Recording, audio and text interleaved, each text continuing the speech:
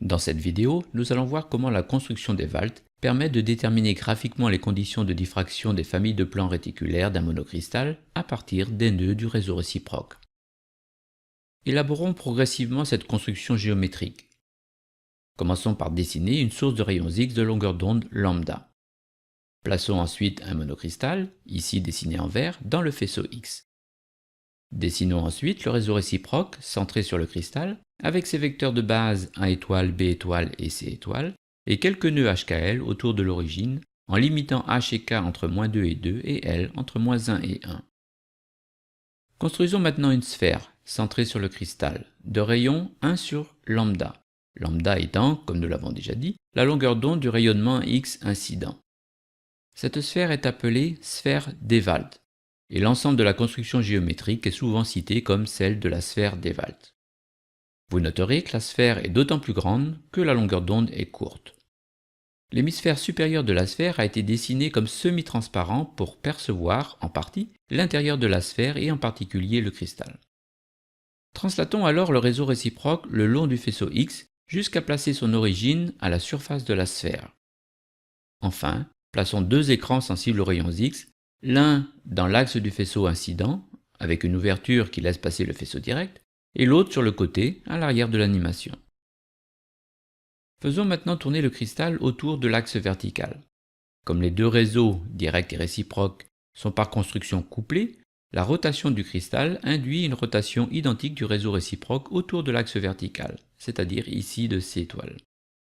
Nous observons alors que le cristal diffracte lorsque, et uniquement lorsque, les nœuds du réseau réciproque sont à la surface de la sphère d'Ewald.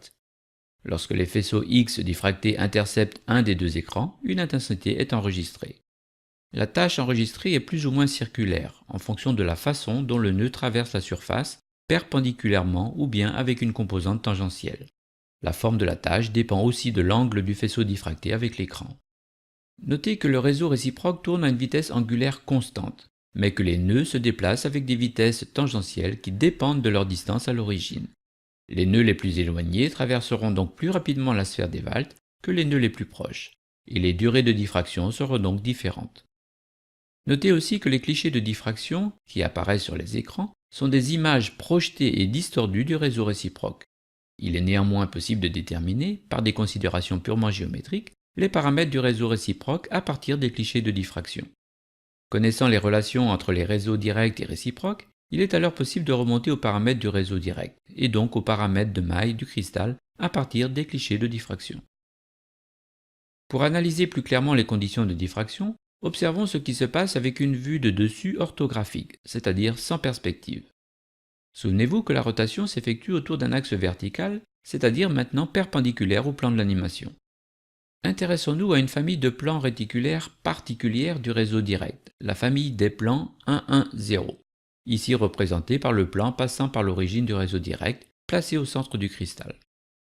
Comme nous l'avons montré dans une autre vidéo, à cette famille de plans réticulaires 1-1-0 du réseau direct est associé le nœud 1-1-0 du réseau réciproque, avec la direction réciproque 1-1-0 perpendiculaire au plan réticulaire direct et avec la distance entre l'origine du réseau réciproque et le nœud réciproque 1-1-0, inversement proportionnelle à la distance entre les plans réticulaires directs.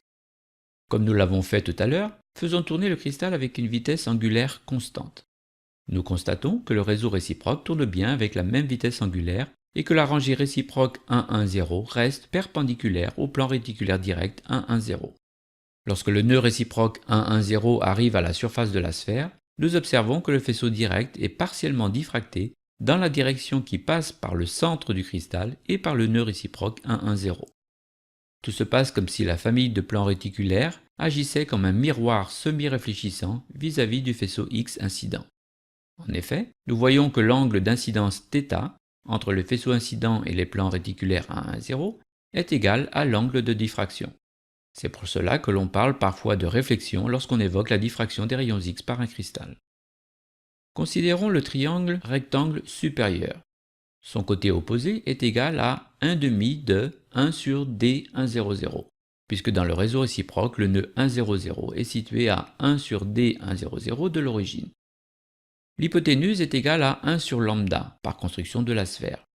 Nous avons donc sinus θ égale côté opposé sur hypoténuse, soit 1 sur 2 d110 sur 1 sur lambda, ce qui peut être écrit sous la forme 2d110 sinus θ égale lambda, qui n'est rien d'autre que l'expression de la loi de Bragg pour la famille des plans réticulaires 110.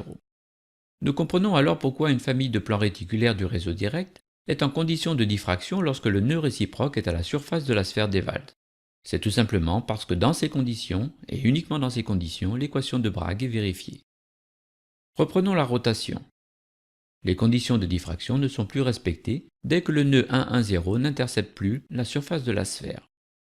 Notez que certains nœuds traversent la sphère quasi perpendiculairement à sa surface, tandis que d'autres nœuds la traversent avec une forte composante tangentielle.